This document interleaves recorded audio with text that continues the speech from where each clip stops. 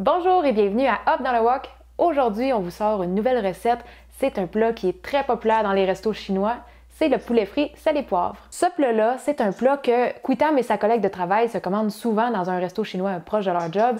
Et sa collègue m'a mis au défi de trouver la recette qui se rapproche le plus du resto. Juste pour vous dire à quel point elle était motivée à ce que je fasse cette recette-là, elle est allée m'acheter un plat pour me le donner, pour que je teste la saveur, pour que je fasse une recette qui se rapproche le plus de ça. Quitam et moi, on a fait plusieurs essais cette semaine, on a ajusté au fur et à mesure et on a trouvé la recette qui se rapprochait vraiment beaucoup du resto. Et vous allez voir que pour une fois, il n'y a vraiment pas beaucoup d'ingrédients, même pour la marinade du poulet, là, c'est vraiment super accessible comme recette. Fait qu'on va aller voir sans plus tarder la liste des ingrédients, mais juste avant, n'oubliez pas de vous abonner à notre chaîne.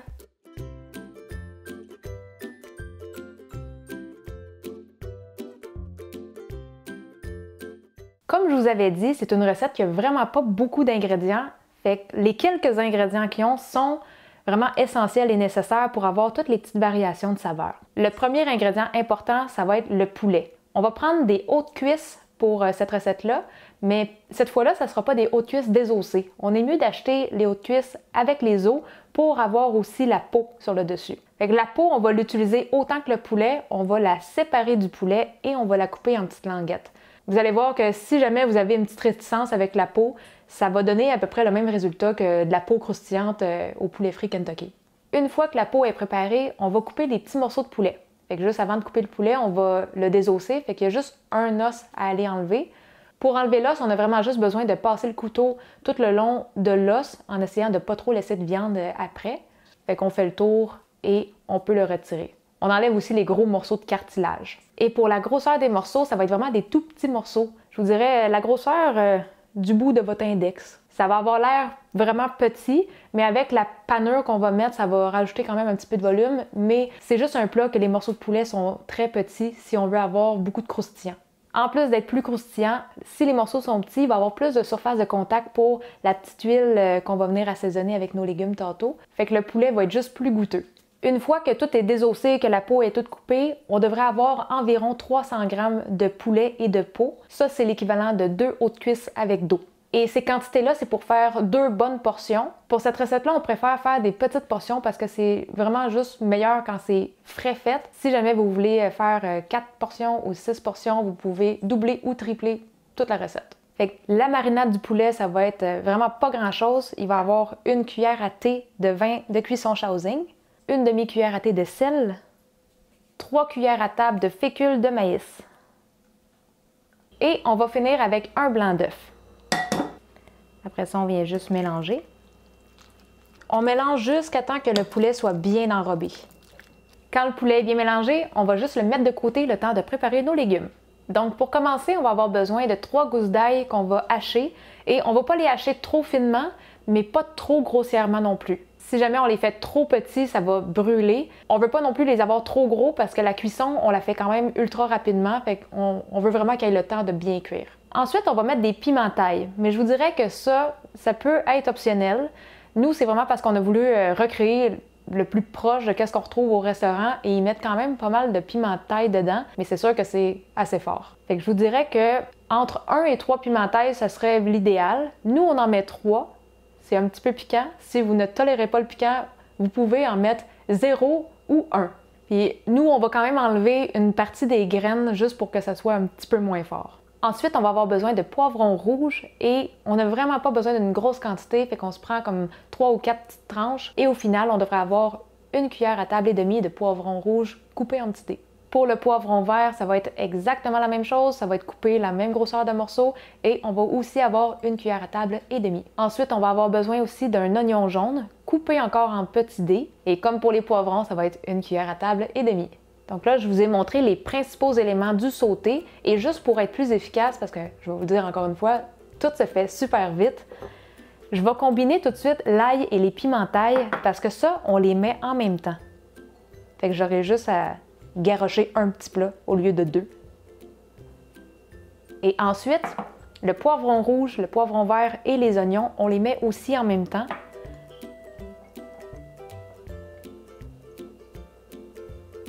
Pour les légumes, c'est réglé. Et les derniers éléments qui nous restent à préparer un petit peu d'avance, ça va être la garniture qu'on va mettre à la toute fin, fait que ça va être simplement des petits oignons verts coupés en rondelles. On va avoir besoin aussi de 1/8 de cuillère à thé de poivre noir moulu. On va avoir besoin de mettre une pincée de sel et la quantité de sel va varier vraiment entre une pincée et 1/4 de cuillère à thé. Ça va vraiment dépendre de vos goûts. Fait que préparez-vous juste un petit tas de sel à côté puis vous allez ajuster ça selon vos goûts. Et pour finir, on va avoir besoin de 3 cuillères à table d'huile végétale pour faire le sauté. Tous nos ingrédients sont prêts, on est maintenant prêt à continuer la recette. En attendant que l'huile atteigne 340 degrés Fahrenheit, on va continuer de préparer le poulet. Et ce qui arrive avec le poulet, c'est qu'on pourrait le faire frire directement en le mettant direct dans l'huile comme ça. Mais ce qui arrive, c'est qu'en ce moment, il est vraiment tout collé ensemble. Il faudrait qu'on se dépêche à venir le séparer.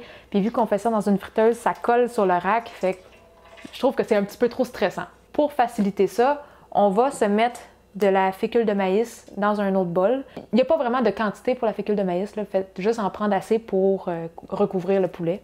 Et on va venir déposer des morceaux de poulet et de peau. Et là, on va juste venir brasser notre poulet pour tout l'enrober. Une fois que c'est comme ça, là, je vais vraiment venir prendre mon temps pour les séparer puis vraiment bien les enrober parce que je ne veux pas avoir de milieu comme ça tout collé. Quand vous avez des morceaux de peau aussi, dépliez-les puis assurez-vous de bien les envelopper de fécule de maïs. Les morceaux de poulet, on peut se permettre de les empiler un petit peu dans le panier parce qu'on va venir les mélanger, mais aussi ils sont tellement petits que ça cuit assez bien. Là, en les descendant dans l'huile, on vient juste les mélanger un petit peu parce qu'on ne veut pas qu'ils collent sur le panier. Vous pouvez prendre des pinces, des baguettes, allez-y avec les outils que vous êtes à l'aise. Pour le temps de cuisson, je vous dirais c'est entre 3 et 5 minutes. Ça peut varier un petit peu selon la grosseur des morceaux. Mais si vous voulez que ça soit vraiment croustillant, allez plus vers 5 minutes. Vers 3 minutes, ça va être un poulet assez tendre, mais il va être croustillant pendant comme 2 minutes, puis après ça, il va s'attendrir un peu. Fait que ça dépend vraiment du niveau de croustillant que vous voulez. Fait que moi, je me fie beaucoup à la couleur du morceau de poulet. Quand ça commence à brunir un peu, bien là, je pense à l'enlever.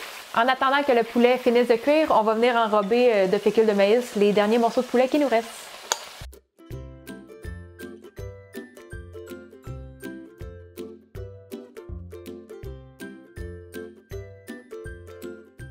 Une fois qu'on a fini de faire frire le poulet, on va être prêt à tout mettre ça dans le wok et tout cuire ensemble. Et le dernier point que j'aimerais vous parler, c'est le wok hei. Le wok hei, ça c'est la petite saveur qu'on retrouve dans les repas des restos. C'est le wok qui va donner ça. C'est vraiment un wok là, quand ça commence à être pas mal utilisé puis que c'est foncé puis qu'il y a eu beaucoup de repas qui se sont faits dedans. Il vient que ça assaisonne le plat en tant que tel. Pour arriver à cette petite saveur-là, dans les restos, ils vont utiliser un wok sur une flamme vraiment forte, chose qu'on n'a pas ici, fait qu'on n'est peut-être pas capable d'atteindre le niveau du resto pour ça. Mais aujourd'hui, je vais quand même utiliser mon wok en acier parce que sur ma plaque à induction, je suis capable d'atteindre 460 degrés Fahrenheit, tandis qu'avec mon wok électrique, j'atteins seulement 400.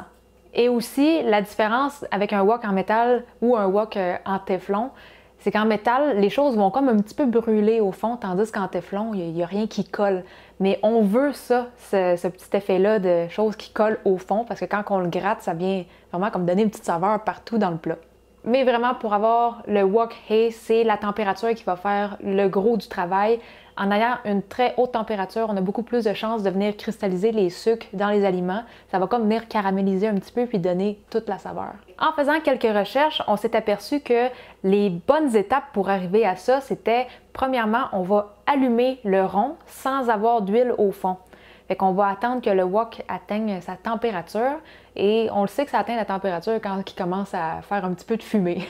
Un coup que le wok est très chaud, on va venir mettre nos 3 cuillères à table d'huile végétale. Après avoir mis l'huile, on met tout de suite l'ail et les pimentailles et on va les faire revenir un petit peu dans l'huile juste pour que l'arôme se disperse dans l'huile.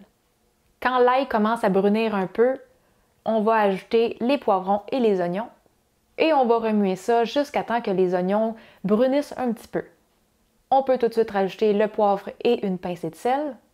On brasse un petit peu et on ajoute tout le poulet. Là, on va venir mélanger le poulet pour que vraiment l'huile vienne s'enrober sur tous les morceaux. Et une fois que tout est enrobé, on va venir goûter un morceau, voir si on a besoin d'ajuster un petit peu le niveau de sel. Un coup que tout est bien mélangé, que vous avez ajusté le niveau de sel, on peut maintenant servir. Et on s'était déjà fait du riz jasmin juste avant. Fait que ça, c'est un plat qui est souvent servi avec un petit bol de riz à côté. Vous pouvez aussi servir le poulet sur le riz. On va mettre un petit peu d'oignon vert.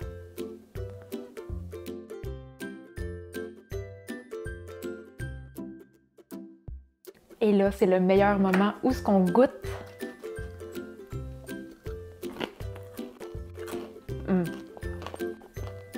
Tellement croustillant.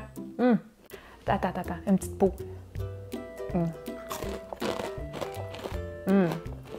La première fois que j'ai fait ce poulet-là, j'avais pas mis la peau de poulet. J'avais été avec des cuisses désossées sans peau. Je vous le dis, là, si vous avez une petite hésitation avec la peau, il faut l'essayer. Ça rajoute tellement un bon goût. Ça goûte différent du poulet. C'est comme plus cochon un peu. Ça goûte vraiment pas loin du resto, là, je vous le dis. Il est bon, il est très bon. Super bon. On a beaucoup de personnes qui attendaient ça avec impatience, plus de recettes avec pas beaucoup d'ingrédients et qui sont ultra rapides à faire. Avec celle-là, vous êtes vraiment servi. Si vous avez besoin de la recette écrite et téléchargeable en PDF, comme toujours, on va la mettre en lien en dessous de la vidéo. N'oubliez pas de vous abonner à notre chaîne, mais aussi, si vous voulez avoir des notifications, vous pouvez activer la petite cloche à côté du piton « S'abonner ». Comme ça, vous allez être prévenu à chaque fois qu'il y a une nouvelle vidéo. Sur ce, on se dit à la prochaine. Bye bye!